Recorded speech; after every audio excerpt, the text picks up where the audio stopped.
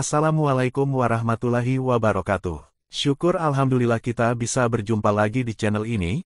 Harapan dan doa saya, semoga saudaraku semuanya selalu diberikan kesehatan, dilapangkan rezekinya, diampuni dosa-dosanya dan dipanjangkan umurnya. Bagi saudaraku yang punya hajat, atau doa-doa terbaiknya bisa ditulis di kolom komentar, agar kita semua yang melihatnya mengaminkan doa Anda, dengan harapan semoga doa dan hajat Anda cepat dikabulkan oleh Allah Subhanahu wa Ta'ala. Sahabat beriman yang dirahmati Allah, hendaknya kita mengetahui bahwa salah satu nikmat yang banyak disyukuri meski oleh seorang yang lalai adalah nikmat ditundanya ajal dan sampainya kita di bulan Ramadan. Tentunya jika diri ini menyadari tingginya tumpukan dosa yang menggunung, maka pastilah kita sangat berharap untuk dapat menjumpai bulan Ramadan dan mereguk berbagai manfaat di dalamnya. Bersyukurlah atas nikmat ini. Betapa Allah Ta'ala senantiasa melihat kemaksiatan kita sepanjang tahun. Tetapi Dia menutupi aib kita, memaafkan dan menunda kematian kita sampai bisa berjumpa kembali dengan Ramadan. Oleh karena itu, kita tidak boleh luput dalam persiapan menyambut Ramadan. Ramadan beberapa saat lagi akan datang menjumpai kita. Bulan yang mulia, yang diharapkan oleh orang-orang soleh perjumpaan dengannya. Di bulan tersebut, seseorang bisa mengumpulkan pahala yang banyak dengan waktu yang singkat demi mencapai kedudukan yang mulia di sisi Allah Ta'ala. Sebagai persiapan menyambut Ramadan, ada 3 bekal yang semestinya disiapkan sebelum memasuki bulan Ramadan.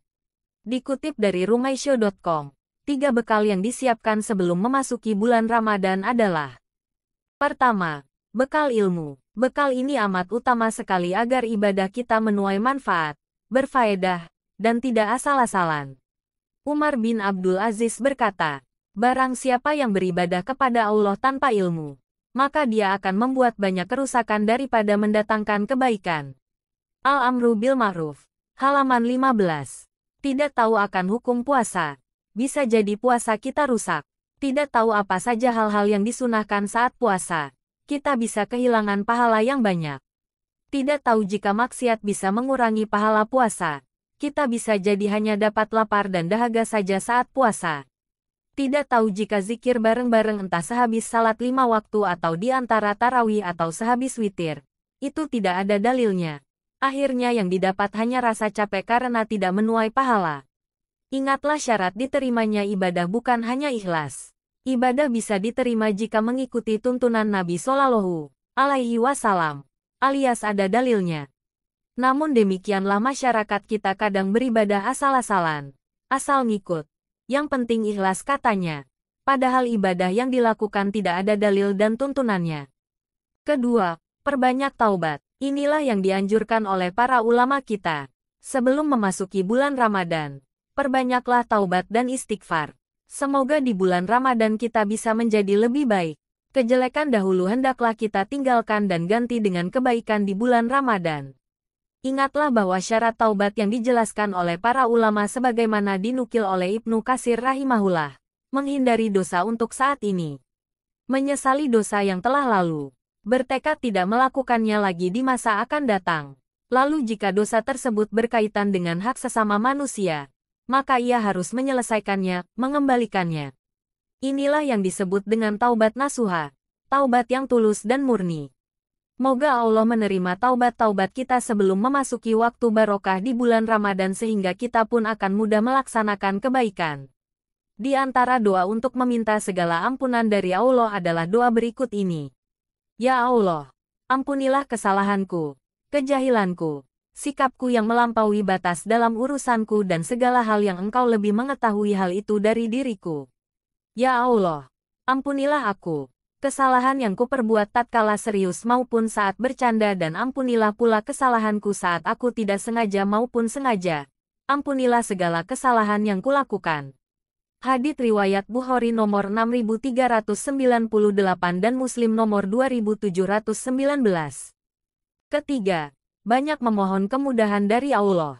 Selain 2 hal di atas, kita juga harus pahami bahwa untuk mudah melakukan kebaikan di bulan Ramadan, itu semua atas kemudahan dari Allah. Jika kita terus pasrahkan pada diri sendiri, maka ibadah akan menjadi sulit untuk dijalani. Karena diri ini sebenarnya begitu lemah. Oleh karena itu, Hendaklah kita banyak bergantung dan tawakal pada Allah dalam menjalani ibadah di bulan Ramadan. Terus memohon doa pada Allah agar kita mudah menjalankan berbagai bentuk ibadah, baik salat malam, ibadah puasa itu sendiri, banyak berderma, menghatamkan atau mengulang hafalan Quran dan kebaikan lainnya. Doa yang bisa kita panjatkan untuk memohon kemudahan dari Allah adalah sebagai berikut. Ya Allah, tidak ada kemudahan kecuali yang Engkau buat mudah. Dan Engkau menjadikan kesedihan, kesulitan, jika Engkau kehendaki pasti akan menjadi mudah. Hadits ini dikeluarkan oleh Ibnu Hibban dalam Sahihnya 3/255. Dikeluarkan pula oleh Ibnu Abi, Umar, Ibnu Sunni dalam Amal Yaum wa Lailah. Ya Allah, aku memohon padamu agar mudah melakukan kebaikan dan meninggalkan kemungkaran. Hadits riwayat Tirmidzi nomor 3233. Sahih menurut Syaikh Al-Albani. Semoga Allah menjadikan Ramadan kita lebih baik dari sebelumnya. Marilah kita menyambut Ramadan Mubarak dengan sukacita, diiringi ilmu, taubat dan perbanyak doa kemudahan.